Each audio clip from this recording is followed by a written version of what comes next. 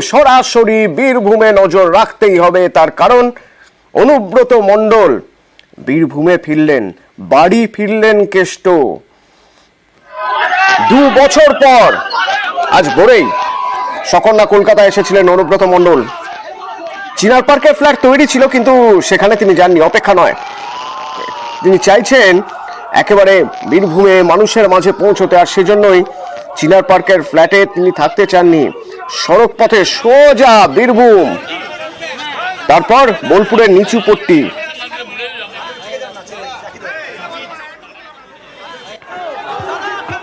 এবং এই বিমানবন্দর থেকে একেবারে কেষ্টর বাড়ি পর্যন্ত সঙ্গে ছিলেন আমার প্রতিনিধি পারাদীপ। সরাসরি একবার পারাদীপের সঙ্গে কথা বলি। 2 বছর, অনেক সময়, অনেক জল গঙ্গা দিয়ে, যমুনা দিয়ে বয়ে গিয়েছে। পারাদীপ, কেমন দেখলে কেষ্ট মণ্ডলকে?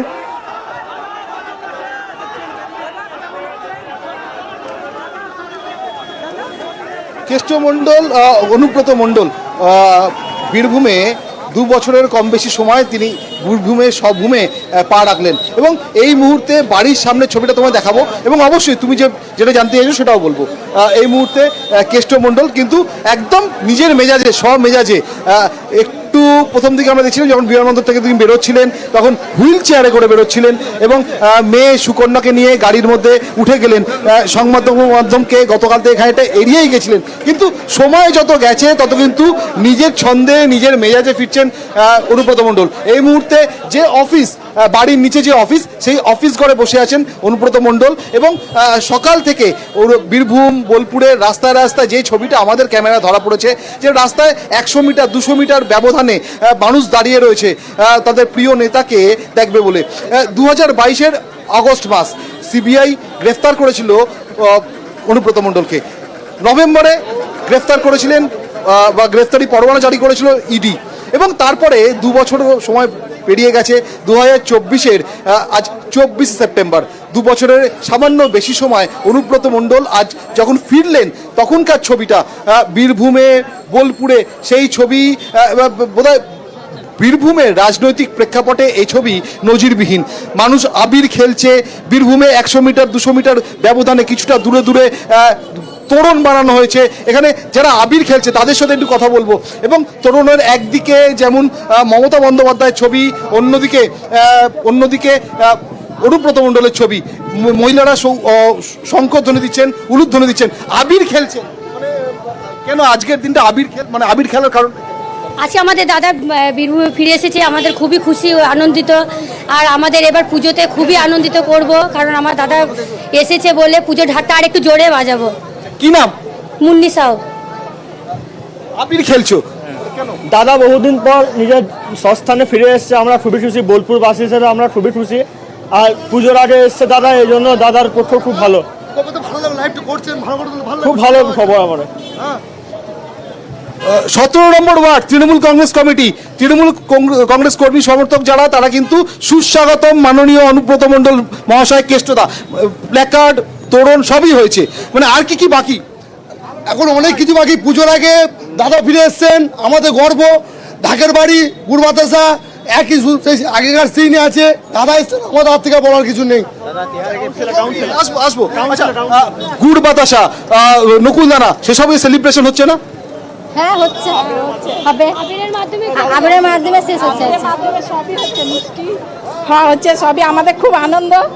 হ্যাঁ, আজকে দাদা ফিরে এসছে পুজোর সময়, এর থেকে বড় আর কিছু নেই, এর থেকে বড় আনন্দ আর কিছু নেই। দাদা এসছে, আমাদের খুব আনন্দ। তুমি শুনছো যে অনুব্রত মণ্ডল এক পুজোর আগে তিনি সিবিআই তাকে অ্যারেস্ট করেছিল, কিন্তু আরও একটা পুজোর আগে অনুব্রত মণ্ডল স্বভূমে বীরভূমে ফিরে এলেন। অর্থাৎ এখানকার মানুষ তারা যেটা বলছেন, পুজো তাদের আজ থেকেই শুরু।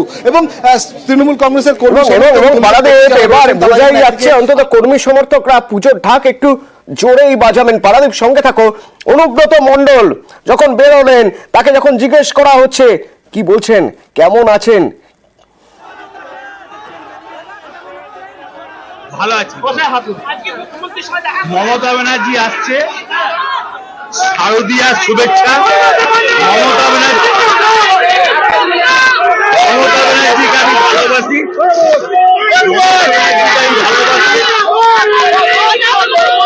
দিদি যেমন আমাকে ভালোবাসে, মমতা ব্যানার্জিকে গোটা ওয়েস্ট বেঙ্গলের মানুষ ভালোবাসে, অল ইন্ডিয়ার মানুষ মমতা ব্যানার্জিকে দেখি শরীর পায়ের অবস্থা দরকার হলে দিদির সঙ্গে। শরীর ভালো থাকলে দেখা করবে। পারাদীপ, তোমার সঙ্গে যারা রয়েছেন তাদের সঙ্গে তো কথা হবেই, তোমার থেকে একটু জেনে নি কেমন দেখলে দাপুটে নেতা, একসময়ের দাপুটে নেতা, ওই যে কয়েনেজগুলোর কথা, গুড় বাতাসা, চড়াম চড়াম ঢাক, যারা কর্মী সমর্থকরা এতক্ষণ বলছিলেন, সেই দাপুটে নেতা 2 বছর পর স্বভূমে যখন ফিরছেন, বডি ল্যাঙ্গুয়েজ কেমন দেখলে?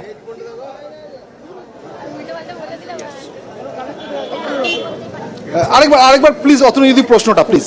অনুব্রত মণ্ডলের বডি ল্যাঙ্গুয়েজ কেমন দেখলে? 2 বছর পর বাড়ি ফিরছেন অনুব্রত মণ্ডল, বা ফিরলেন।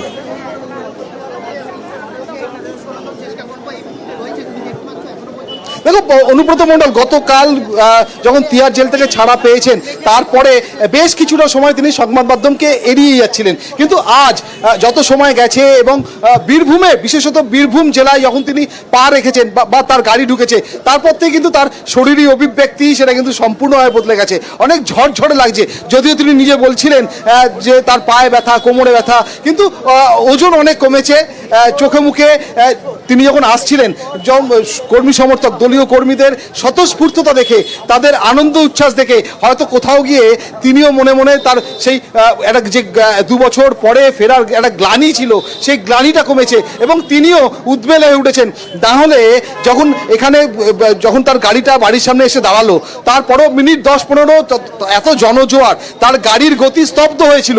গাড়িতে বন্দী হয়ে বসছিলেন কন্যা সুকন্যা এবং অনুব্রত মণ্ডল, এবং তারপরে যখন তিনি গেলেন ভেতরে, তার কিছুক্ষণ পরে আবারও বেরিয়ে এসে তিনি এখানে সমবেত যে জনতা ছিল, তৃণমূল কংগ্রেসের কর্মী সমর্থক যারা ছিল, তাদের উদ্দেশ্যে হাত নাড়লেন। এখানে যারা আছেন, আমি সেই প্রশ্নে আসবো, কিন্তু এখানে যারা রয়েছেন, আচ্ছা, এবার পুজোয় কি ঢাকটা চরম আরো বেশি বাজবে? আরো বেশি বাজবে। আনন্দ আছি আমরা, বীরভূমবাসী আনন্দে আছে। পুজো আজ থেকে আমাদের স্টার্ট শুরু হয়ে গেছে, কারণ দাদা ফিরে এসছে, যার জন্য পুজো আমাদের শুধু সবুজ আবিরে সেলিব্রেশন হচ্ছে, নকুল দানাও নেই, গুড় বাতাসাও নেই, যেটা দাদার ট্রেডমার্ক। আমরা মিষ্টি বিলি করেছি, কালকেও বিলি করেছি, আজকেও বিলি করেছি। গুড় বাতাসা, নকুল দানা, যেগুলো অনুব্রত মণ্ডলের ট্রেডমার্ক, সেগুলো সব হয়ে যায় আমাদের রঙের মাধ্যমে, সব খাওয়া হচ্ছে। আমাদের রঙের মাধ্যমে সব হয়েছে, এখন শুরু হয়েছে, এখন শেষ হতে বাকি আছে। আবির তো খেলা হবে নাকি ক্যামেরার সামনে? দেখতে পাচ্ছ যে একদিকে আবির খেলা শুরু করেছেন কর্মী সমর্থকরা, প্রথম থেকেই, সকাল থেকে এই ছবি আমরা দেখেছি, এবং অনুব্রত মণ্ডলের গাড়ি যেখানেই দাঁড়িয়েছে সেখানে কিন্তু পুষ্প বৃষ্টি হয়েছে। এখনো সেই গাড়ি দাঁড়িয়ে আছে, এবং গাড়ির ছবিটা তোমায় একবার দেখাবো। সেই গাড়িতে করে অনুব্রত মণ্ডল এসছেন, সেই গাড়ির ছবিটা একবার দেখাই, গাড়ির ছবিটা একবার তোমায় দেখাই। যে গাড়িতে করে অনুব্রত মণ্ডল এসেছেন, সেই গাড়ি এখনো ফুলে ফুলে ঢেকে রয়েছে, অর্থাৎ বোঝাই যাচ্ছে, এবং ভেতরে ফুলের কত ফুল কত স্তবক দায়ী হয়ে আছে, সেই ছবিটা দেখো। অর্থাৎ বোঝা যাচ্ছে যে ঠিক কতটা অভিবাদন, কতটা মানুষের স্বতঃস্ফূর্ততা আজকে ছিল অনুব্রত মণ্ডলকে এখানে স্থানীয় মানুষজন তারা বরণ করে নেওয়ার জন্য। এবং এই কথাটাই তোমায় বারে বারে বলছিলাম যে মহিলারা শঙ্খধ্বনি দিচ্ছেন, উলুধ্বনি দিচ্ছেন, তৃণমূল কংগ্রেসের কর্মী সমর্থকরা তারা কিছুটা দূরত্বে, কিছুটা ব্যবধানে দলবদ্ধভাবে দাঁড়িয়ে রয়েছেন, অপেক্ষার প্রহর গুনছেন, এবং কিছু মানুষ রাত ভোর অপেক্ষা করেছেন দমদম বিমানবন্দরে, শুধুমাত্র তাদের প্রিয় নেতাকে একবার কাছ থেকে দেখবেন, তার সঙ্গে অভিবাদন করবেন বলে। এই মুহূর্তে অনুব্রত মণ্ডলের অফিসে, আবারও অনুব্রত মণ্ডল এই মুহূর্তে অফিসে রয়েছেন, অর্থাৎ সেই আগের দিনগুলো, আগের রুটিনগুলো ফিরে গেছে। আগের দিনগুলোর কথাই বোধহয় সহকর্মীরা থাকবেন। সরাসরি বীরভূমের এই নিচু পট্টিতে অনুব্রত মণ্ডলের বাড়ির সামনের ছবি দেখছেন আপনারা, সবুজ আবির মাখছেন সবাই, তৃণমূল কর্মী সমর্থকরা কোথা থেকে যেন ট্রেতে করে ভর্তি নকুল দানা চলে এলো। হ্যাঁ, মানে তারা তাদের কেষ্টদা বলতে, অনুব্রত মণ্ডল বলতে নকুল দানা, গুড় বাতাসা, চড়াম চড়াম ঢাকি তো জানেন, তো সেই চড়াম চড়াম ঢাক কি এবার ঢাকের আওয়াজ কি বেশি হবে দুর্গাপুজোয় বীরভূমে? দেখা যাক, সময় বলবে।